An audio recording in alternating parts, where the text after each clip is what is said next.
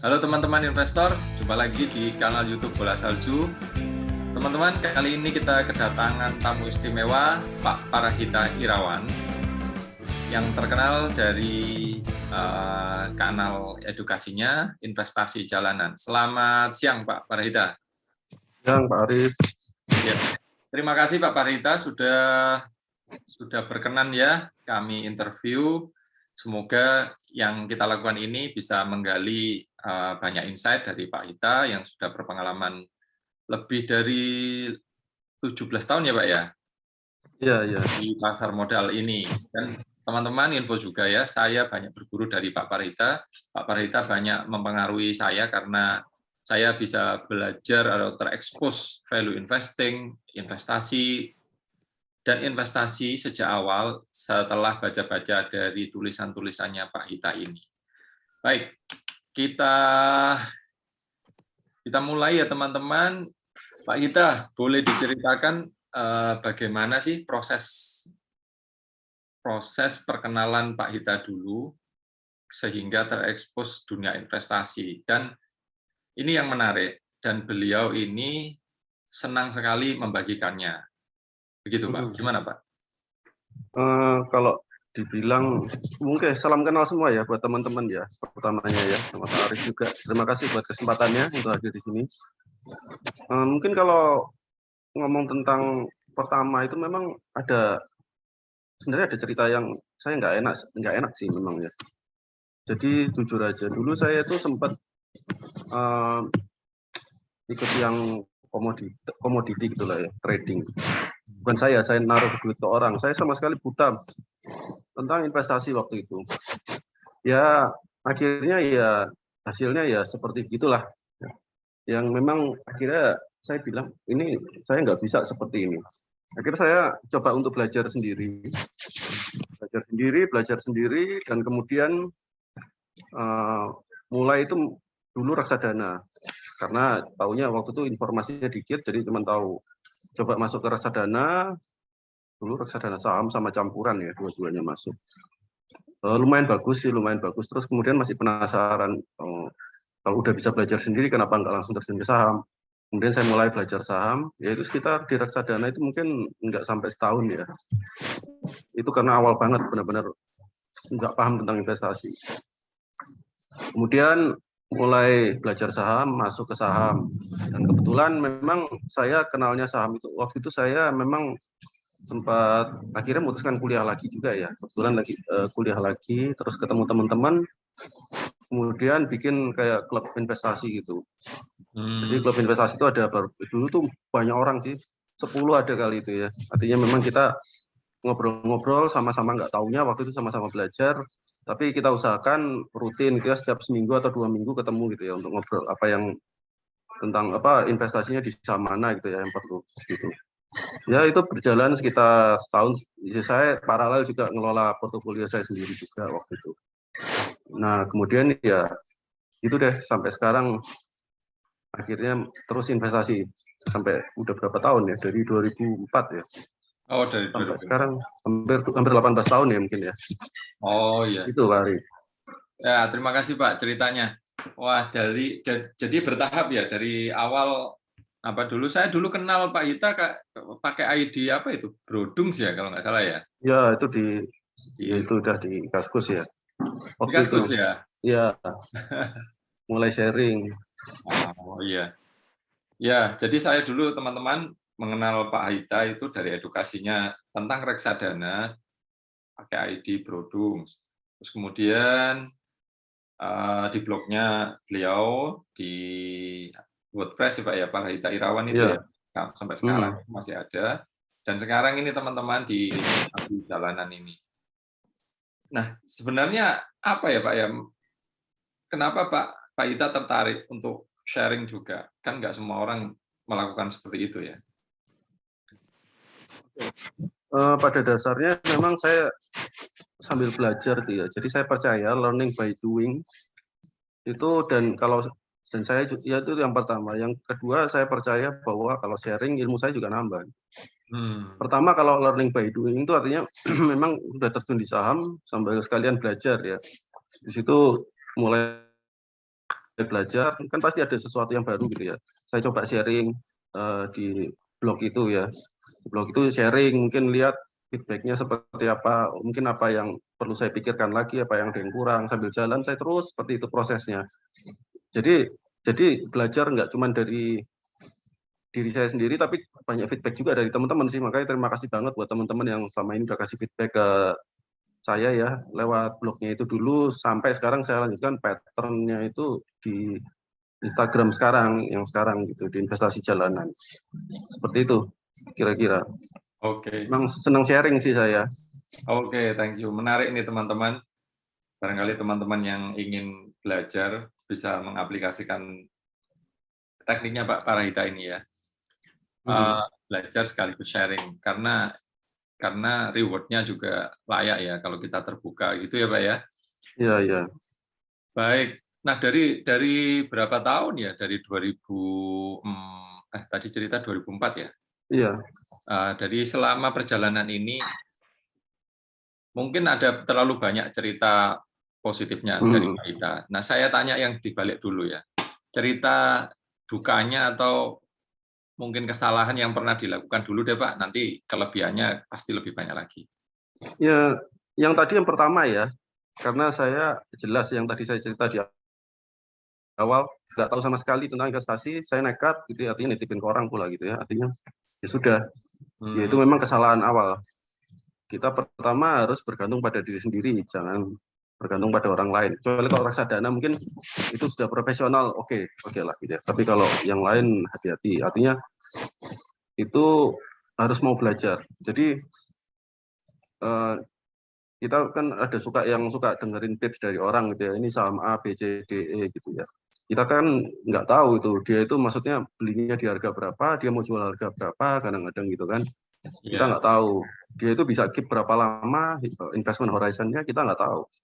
Ntar dia mikir, ya ini aku bisa tahan ini kira-kira 5 tahun, 3 tahun lah katakanlah. Sementara kita mungkin mikirnya jangan mungkin ini berarti dalam beberapa minggu, berapa bulannya sudah naik, padahal nggak seperti itu. Nah itu yang sering mismatch itu. Jadi even pun tipsnya itu oke gitu ya, benar dari orang yang terpercaya pun belum tentu bisa kita pakai gitu. Terus yang nggak enak yang kedua itu tahun 2008 itu ya pasti ya. Saya kerasa itu memang itu mungkin pertama kalinya saya ngerasakan penurunan yang dalam sekali. Ya, tapi untungnya waktu itu memang dananya memang belum terlalu besar ya, tapi tetap aja kerasa ya, mungkin bisa sampai 50% gitu turun. Dan itu ngasih pelajaran yang keras buat saya. Artinya waktu itu saya masih metodenya, strateginya investasi masih campur-campur, dan kemudian sejak 2008 itu saya mulai berubah, memang benar-benar di fundamental. Jadi ya dulu masih teknikal gitu, TA segala macam saya masih nyoba gitu, karena semuanya saya coba ini, semuanya saya pelajari gitu ya. Tapi akhirnya saya balik ke fundamental, dan waktu itu saya lihat memang ini kalau memang benar-benar murah, memang dia benar-benar bagus gitu ya. Ini nanti akhirnya cepat sekali naiknya gitu. Kan ini kan itu yang saya pelajari itu, kalau kita coba ngejar saham itu misalkan kadang-kadang itu ya gimana ya, nggak kekejar ya. Misalkan kita nanti nunggu naiknya dulu ya, bisa aja sih, mostly mungkin ada beberapa saham, tapi ada saham-saham yang kadang kita nunggu lama tiba-tiba naik, udah nggak bisa dikejar lagi. Cepat sekali tiba-tiba naik gitu. Saya pikir loh ini, tapi memang dari fundamentalnya bagus, yang selama ini orang nggak ngelirik gitu, ternyata bisa naik cepat sekali itu tanpa bisa diduga kenapa gitu ya. Nah itu pelajaran yang nggak enak kedua. Jadi memang turun banyak sekali, dan itu secara mental agak lumayan juga waktu itu karena baru belajar. Karena senior saya dulu juga waktu saya tanyain juga pada bingung semua gitu.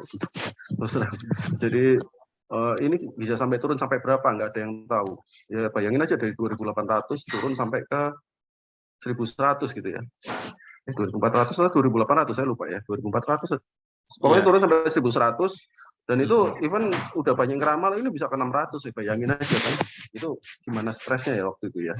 Apalagi saya waktu itu masih awal-awal. Nah, ya, itu memang sendiri min 50% kan pada tahun 2009 tahun segitu. Iya, 47% kalau salah itu. Nah, itu yang kedua. Yang ketiga itu memang kadang saya terlalu overestimate kemampuan perusahaan. Terus overestimate itu artinya ini masalah yang mungkin nanti teman-teman akan bisa ngerasain sendiri gitu ya. Kalau udah jalan, misalkan kita itu, oh ini ada saham yang bagus sekali gitu. Nah, terus kita beli. Oke, itu perusahaan yang bagus. Tapi di tengah jalan itu, karena kita yakin dengan penilaian kita, itu kadang-kadang ada bias kita itu kalau ada informasi yang jelek masuk, kita nggak dengerin. Jadi udah filter dari secara apa ya? Kita tanpa sadar ya, alam bawah sadar kita itu memfilter informasi yang jelek. Nggak mungkin lah, ini bagus kok gitu. Nah itu ada beberapa kali saya kejadian seperti itu, sehingga ternyata yang informasi yang jelek yang saya terima itu benar ternyata. Ternyata jadi akhirnya wah ini bisa langsung tuh kenapa turun ya benar informasinya benar ya yang saya terima gitu ya. Artinya itu harus hati-hati. Jadi artinya memang sebisa mungkin kita harus objektif, harus open mind. Meskipun kita tahu kita analisis kita udah bagus, tapi jangan sampai kita memang banyak noise ya. Tapi kalau ada informasi yang benar-benar perlu kita pertimbangkan tuh harus benar-benar kita buat untuk review untuk saham kita itu. Yang kesalahan yang lain itu saya itu kadang ada kejadian yang memang agak lucu ya. Saya itu kadang suka analisis saham gitu ya, beberapa saya lihat bagus gitu ya. Kan ketemu. Terus kemudian itu saya mikir, ntar dulu saya belilah gitu. Saya beli cuma dikit gitu. Tapi kadang saya cerita sama teman gitu. Teman saya beli malah lebih untung dari saya kadang itu yang sering. Saya baru beli dikit dia udah beli banyak. Dia untungnya banyak gitu. Jadi memang kalau udah itu awal-awal saya memang investasi kayak gitu karena masih belum percaya pada diri sendiri itu Pak Arif. Jadi terus dia beli banyak itu dia untung banyak gitu. Oh iya ya benar juga ya. Terus akhirnya lama-lama ya kira oke kalau kita punya conviction, kita yakin, kita analisis sudah benar, ya udah kita beli aja. Enggak masalah. Selama harganya murah segala macam itu ya. Seperti itu Pak Arif. Ya kira-kira itu kejadian-kejadian yang nggak enak gitu lah ya. Ya. Yang selama ini saya alami. Makasih sudah cerita sharing pengalaman. Ini susah ya teman-teman ya, pengalaman nggak enak itu jarang banget yang mau cerita ya.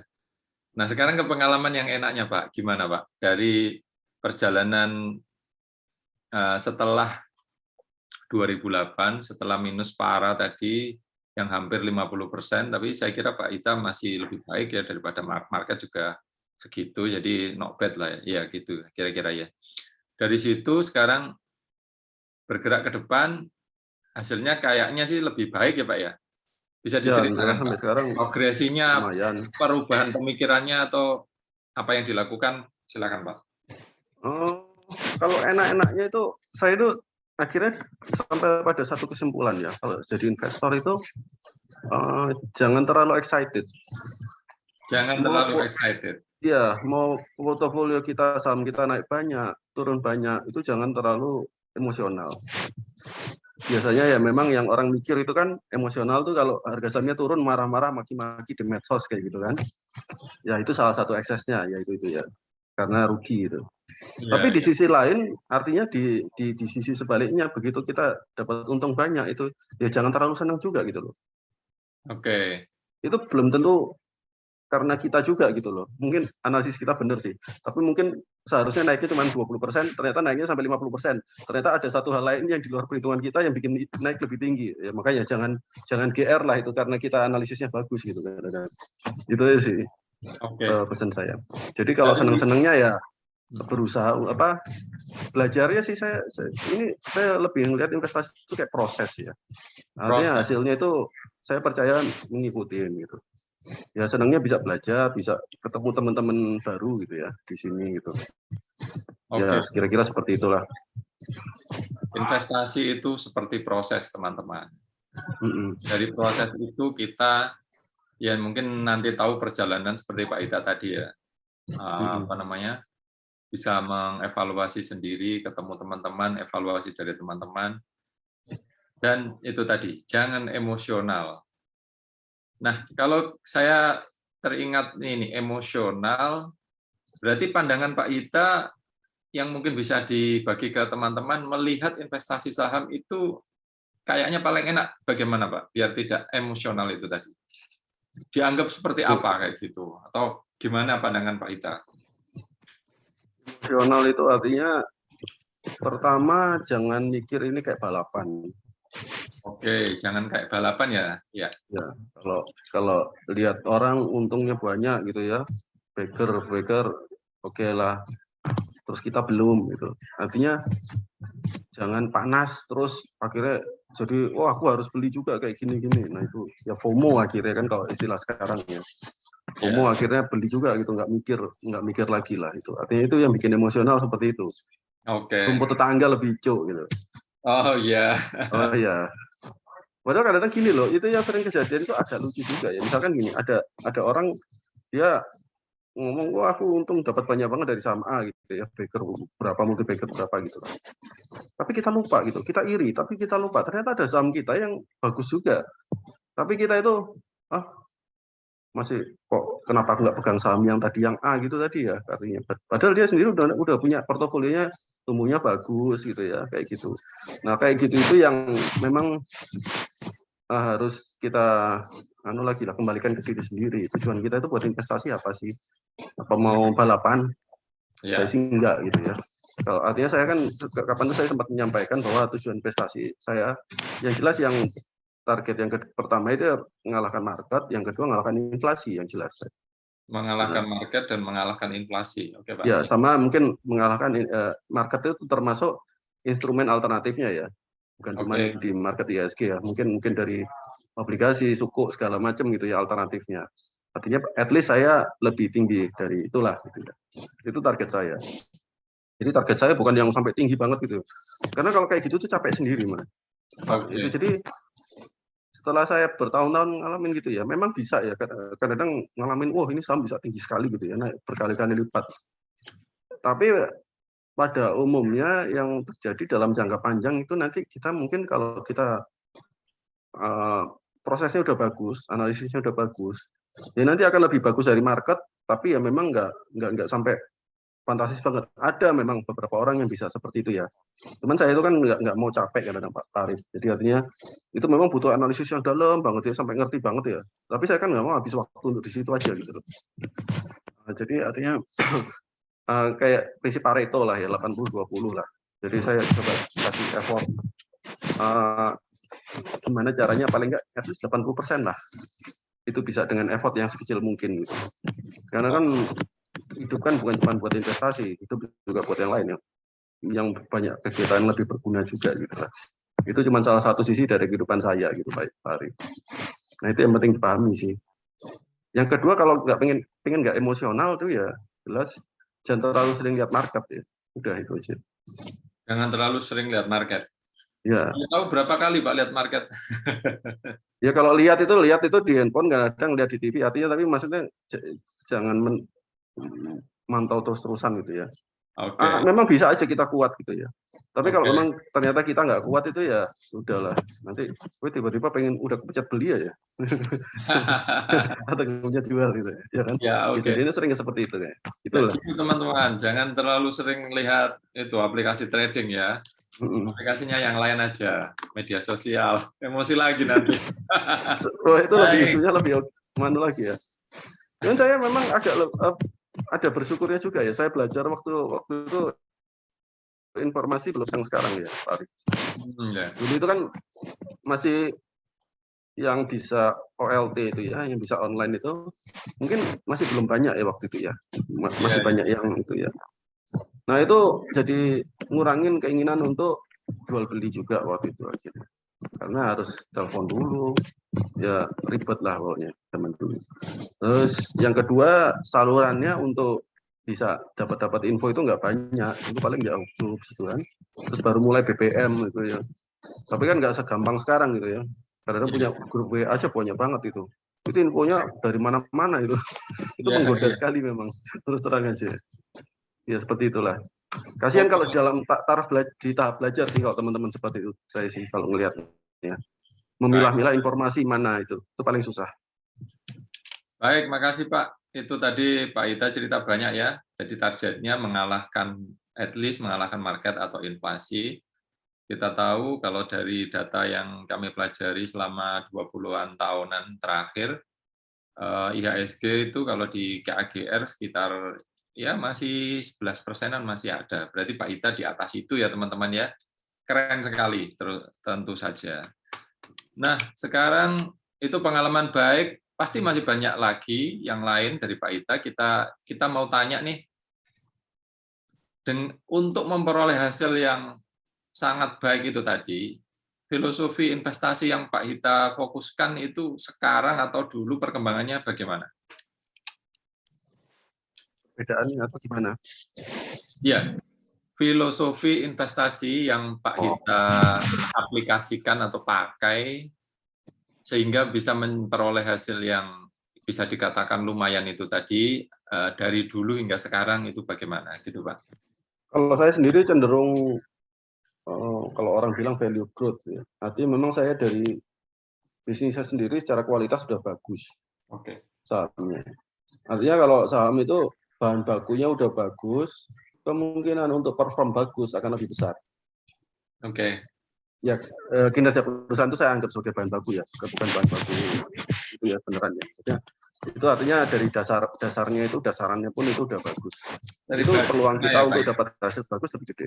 Ya, dari basisnya bagus, produknya atau outputnya tentu oke gitu ya. Ya, jadi gini, kalau coba dipikirkan, kalau kita ngomong market itu kan seluruh saham. Saham itu ada yang bagus, ada yang biasa aja. Terus dia kemudian secara agregat menghasilkan keuntungan segitu. Oke. Ya, oke. Tapi kalau kita bisa memilah-milah perusahaan yang bagus saja, artinya probabilitas kita untuk mendapatkan hasil yang bagus, lebih bagus dari market akan lebih tinggi. Nah, itu yang saya pegang dari dulu sampai sekarang. Ada strateginya orang macam-macam. Ada orang yang sangat concentrated. Mungkin dia pegang cuma 2, 3, atau paling banter 4 saham, itu 5 gitu ya. Kalau saya mungkin lebih dari itu ya. Saya bisa sampai 7, bisa sampai bahkan bisa sampai 10. Ya itu kadang bisa lebih juga gitu. Tergantung dari apa yang saya dapatkan. Artinya kan kita misalkan screening terus kita lihat bagus gitu ya. Coba saya lihat gitu, saya baca-baca gitu. Oh, ini bagus juga ya, layak masuk. Nah, itu terus kemudian saya itu ada sampai pada tahap itu pernah punya lumayan banyak, Mas Arif. Banyak itu banyak banget. Terus kemudian saya mikir lagi, kalau misalkan saya menambah lagi, akhirnya saya bikin rule. Kalau ini udah terlalu banyak, karena kalau terlalu banyak akan terlalu cenderung return-nya terlalu dekat sama market. Oke. Sia-sia dong usahanya saya. Mending saya beli ETF atau beli apa gitu ya, reksadana indeks gitu. Akhirnya saya kemudian mikir, kalau seandainya saya nambahkan saham satu lagi, apa sih value added-nya? Kenapa enggak saya beli saham yang udah saya punya sekarang? Apa bedanya? Ya. Kita kan udah punya saham sampai 10 gitu. Terus saham ke-11 mau masuk, 11 ini lebih bagus dari 1 sampai 10 tadi.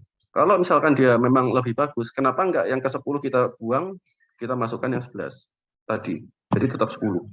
Oke. Atau mungkin ternyata enggak. Oh ya udah, kalau mau ada dana tambahan, masukkan aja ke 10 yang udah ada tadi. Karena kadang itu yang memang secara apa ya? Mindset ya, pola pikirnya itu jadinya justru yang terbaik itu logikanya itu saham-saham yang pertama kita beli. Yang pertama beli. Iya. Kalau kita milih kan, oh saya pilih saham A dulu, terus kemudian saham B, saham C. Logikanya kalau kita milih seperti itu, saham-saham yang terakhir itu biasanya probabilitas untuk lebih bagus daripada yang pertama kita pilih gimana? Pasti lebih kecil. Nah, itu yang perlu dipikirkan. Jadi artinya memang ganti aja saham yang udah ada kalau memang benar-benar lebih bagus. Mungkin fundamentalnya berubah ya. Artinya kita, oh itu lebih bagus sekarang. Ya udah ganti aja. Atau kalau enggak ya tambahin aja ke saham yang kita punya sekarang. Kayak gitu sih. Filosofi saya seperti itu. Memang cari perusahaan yang bagus, yang jelas itu klise banget sih sebenarnya. Cari yang bagus, murah, gitu. Terus ya sabar-sabar aja ditunggu. Bagus, murah. Itu simpel banget loh. Dan sabar di hold ya Pak ya. Ya sabar. Nah kita elaborate lebih detail nih teman-teman, mumpung ada kesempatan. Bagusnya Pak Hita perusahaan itu dari sisi apa Pak? Yang paling. Nah ini. Ini aku yang sering itu menarik. Memang agak ambigu kadang-kadang. Bilang bagus itu apa sih gitu ya? Artinya kan definisi bagus setiap orang bisa beda-beda ya. Betul, itu kadang-kadang dengar gitu ya. Ini apa? Ini saham fundamental bagus kok jelek, nggak naik-naik gitu kan. Ya memang selalu ada kemungkinan seperti itu. Dia nggak akan naik, naiknya mungkin baru nanti. Ya, terus kemudian kemungkinan kedua memang udah mahal gitu. Sehingga ya mau naik gimana udah mahal gitu, udah reflected di harganya gitu ya, kinerjanya. Nah, yang ketiga ini yang fatal nih. Jangan-jangan kita salah pikir ini bagus ternyata jelek. Itu yang bahaya. Iya. Saya mikir ini sahamnya bagus nggak naik-naik, terus ada beberapa kejadian gitu teman-teman bilang, saya terus mikir bagusnya apa ya? Ya kadang-kadang oke, market cap-nya gede gitu ya, perusahaannya terkenal, tapi terus dia bilang bagus, bagusnya di mana gitu ya? Tapi kadang saya nggak enak nanya sama dia gitu. Kita kan gini, bisa aja kan apa yang terlihat di luaran, dia servisnya mungkin bagus ke pelanggannya, kelihatan mentereng gitu ya, bagus. Ini terkenal bagus, market cap-nya gede gitu ya, dia bahkan mungkin termasuk pemain gede. Tapi itu bukan berarti kan kinerjanya secara keuangan bagus gitu. Oke. Iya, saya itu kadang-kadang agak gimana gitu ya, kadang-kadang, oh ini perusahaan bagus kok, gitu kan. Perusahaan bagus, oke. Lu perusahaan bagus tapi nggak pernah untung gitu. Ada loh kayak gitu kan. Iya. Saya nggak mau sebut tapi kelihatan sekarang bermasalah di itu akhir. Padahal kita tahu servisnya bagus gitu ya, kayak gitu-gitu. Ternyata kinerjanya jelek banget gitu. Kalau kriteria rasio fundamental yang paling Pak Hita tekankan, apa itu Pak? Untuk menilai perusahaan bagus itu tadi. Oke.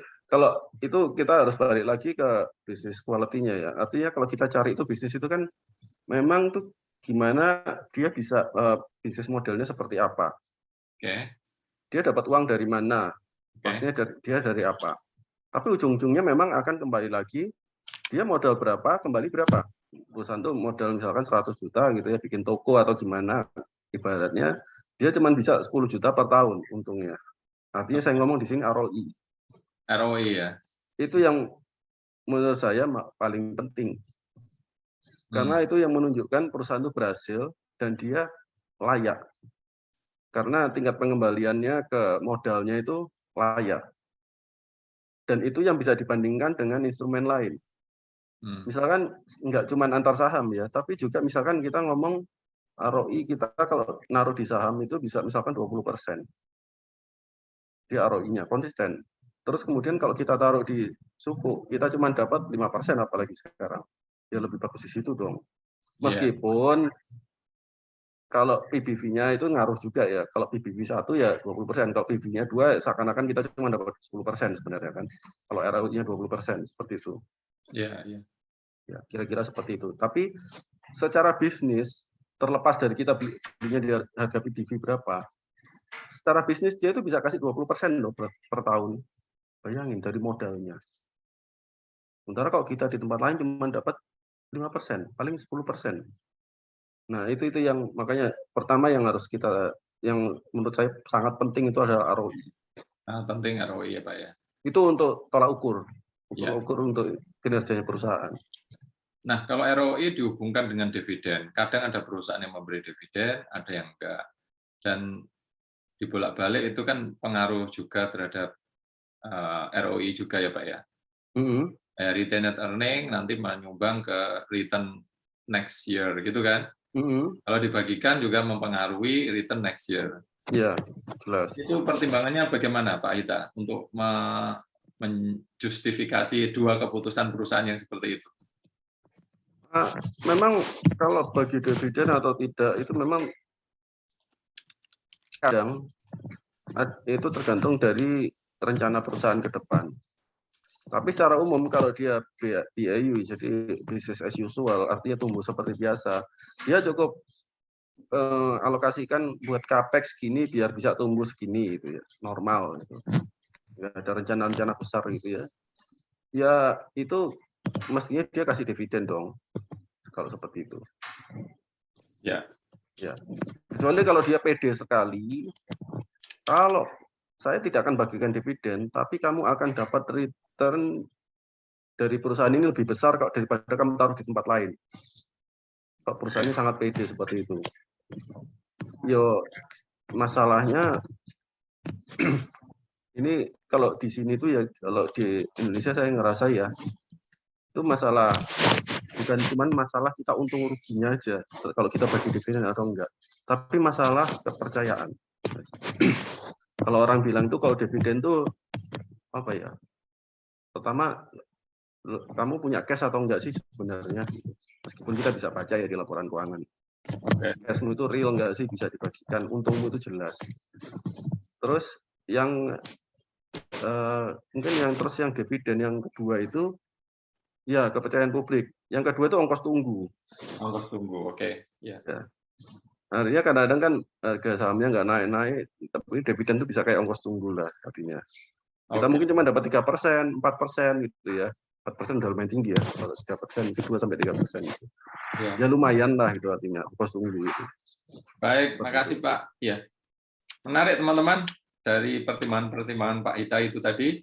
Nah sekarang biar nggak terlalu serius, saya ingin tanya juga dari proses belajar Pak Hita, itu tokoh investasi yang paling berkesan itu siapa ya Pak ya?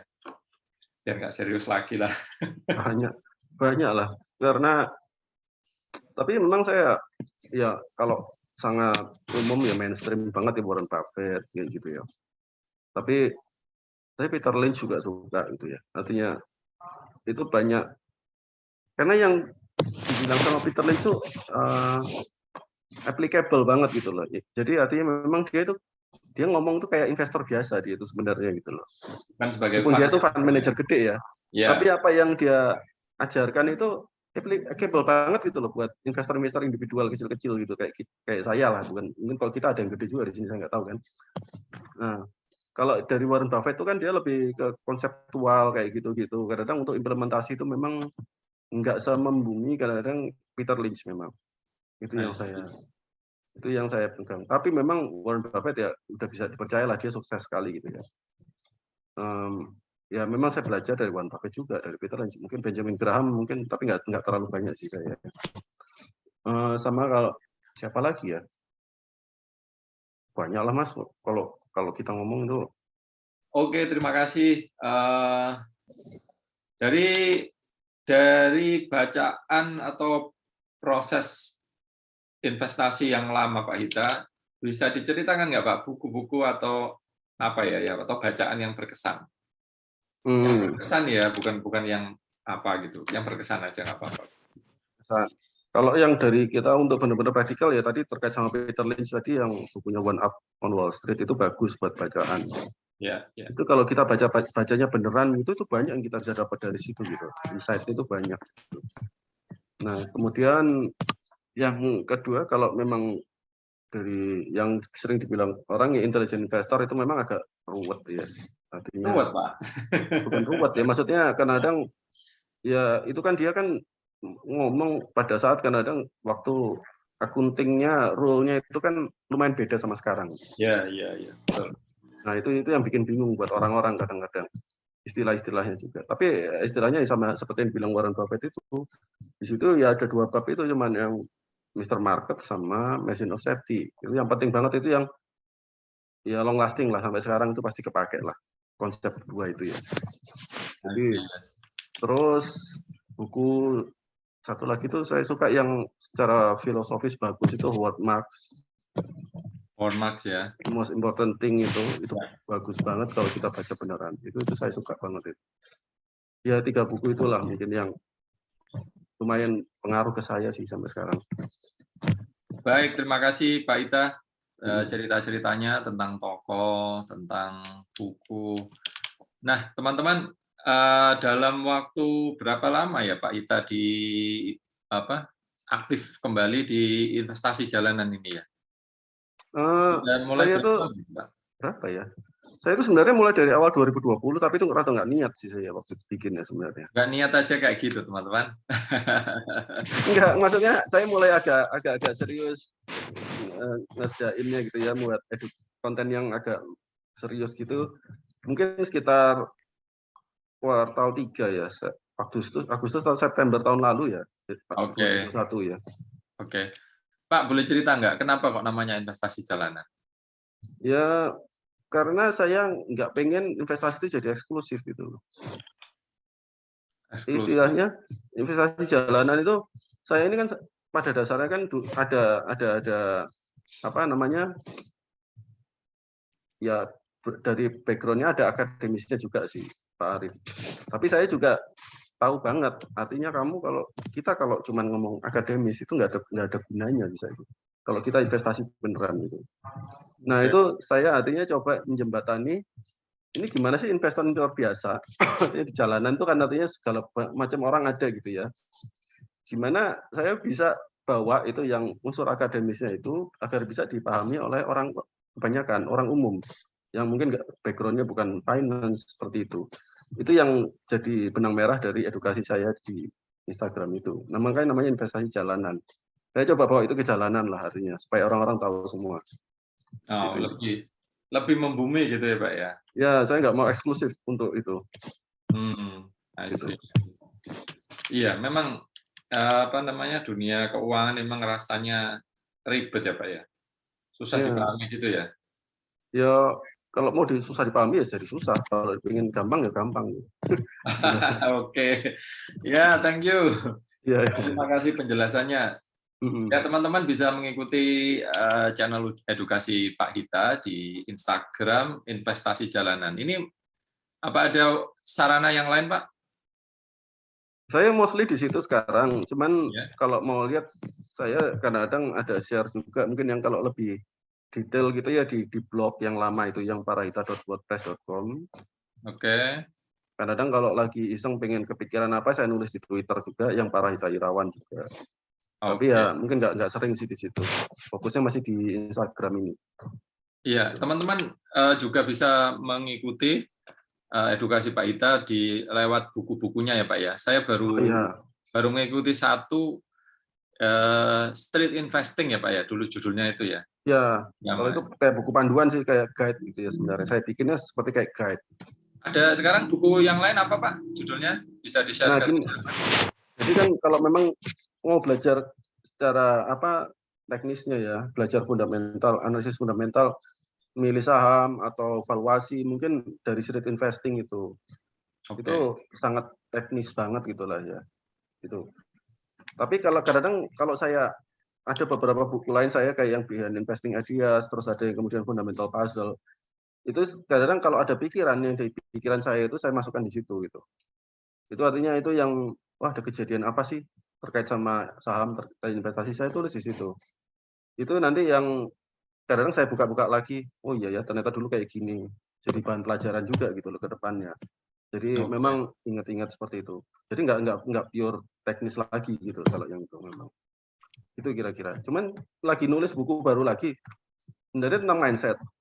Karena saya lihat gini Pak Arif. Jadi kita kan investor di bursa BI ya, itu kan banyak banget nambahnya akhir-akhir ini. Iya, iya. Cuman benar-benar saya perhatikan banyak yang baru banget. Jadi kasihan mereka masih lagi cari-cari info tentang investasi, tapi pengen investasi, nggak tahu cara belajarnya gimana. Padahal tapi itu justru yang pertama harus dipahami itu kan mindsetnya itu artinya ya, jangan sampai salah. Jadi dari awal tuh mindsetnya jangan sampai salah itu, investasi itu harus seperti ini. Nah itu saya coba tulis di buku itu sih, cuman belum selesai sih sampai sekarang. Baik Pak, kita nantikan ya. Iya. Saya menunggunya.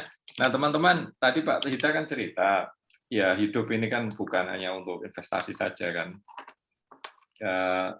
Ya teman-teman juga punya kehidupan yang lain, apakah itu pekerjaan, apakah itu keluarga. Nah, mungkin Pak Hita saya boleh tanya, dari latar itu bisa sharing kegiatan atau hobi Pak Hita, barangkali teman-teman ingin tahu. Itu banyak, saya sampai dibilang orang-orang hobi itu banyak gitu, macam-macam. Saya itu mulai hobi dari tanaman, hobi main gitar, terus hobi apalagi ya, saya ya baca buku ya lah. Tapi kalau baca buku itu ya biasa itu maksudnya. Kemudian saya pernah juga hobi ini bikin mebel gitu. Bikin mebel. Lari juga ya Pak ya? Ya lari, jalan kaki ya kayak gitu. Jadi katanya hobinya banyak banget sih katanya. Maunya banyak gitu. Tapi itu hobi, sekedar hobi aja sebenarnya. Ya. Gitu. Ya enaknya investing seperti Pak Hita kan kayak gitu ya Pak ya, bisa melakukan banyak hobi ya. investing. Ya kalau terlalu serius kita artinya kalau di investasi nggak sempat ngapa-ngapain yang lain gitu loh. Padahal banyak sekali yang bisa kita lakukan itu di hidup ini gitu kan. Yang lebih bermanfaat ya jelas ya. Yang bermanfaat lah itu banyak gitu loh. Baik. Ya itu sih prinsip saya. Baik, thank you Pak Ita. Sebagai penutup, apa pesan atau kesan Pak Ita buat teman-teman investor semuanya? Yang jelas itu tadi jangan sampai mindsetnya investasinya salah. Terus tetap semangat belajar. Jadi learning by doing, udah itu. Learning by doing, nggak ada yang sempurna. Investasi nggak kan kita kemampuannya untuk berinvestasi itu nggak akan bisa sempurna. Percaya sama saya. Oke. Pasti ada aja kita, aduh salah kemarin gini, kenapa gitu, kenapa gini. Tapi kita harus tetap jalan, harus tetap belajar dari itu aja. Gitu teman-teman. Terima kasih Pak Ita kesempatannya. Ya. Kita bola salju bisa, kalau istilah orang ini, ngalap berkah. Sekaligus ini halal bihalal kan. Mumpung suasana masih halal bihalal, kita silaturahmi dengan Pak Ita yang dulu menjadi motivasi saya, inspirasi saya untuk memasuki dunia investing juga. Terima kasih sudah sharing Pak Ita, semoga bermanfaat. Sama-sama Pak Arif. Ya, sampai ketemu teman-teman di wawancara kami berikutnya. Oke, sampai ketemu ya teman-teman. Terima kasih.